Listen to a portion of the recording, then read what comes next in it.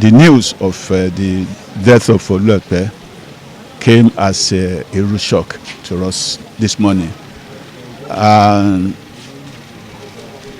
Because he was such a peace-loving leader, a very good, committed, and God-fearing leader.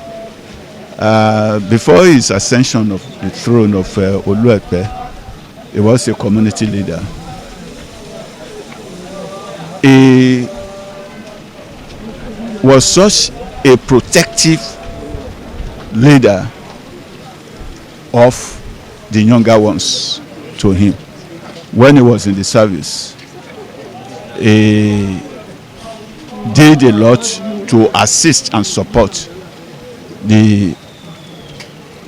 those upcoming young men and women. I assisted the career of many in the service of Lagos State, where he retired as a director.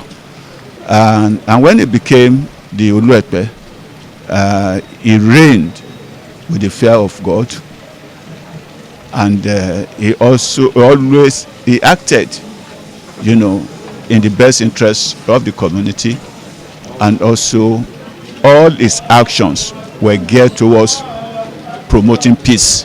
Epe community and Epe division, the fortitude to bear the loss. We will miss him a lot because he was a great leader.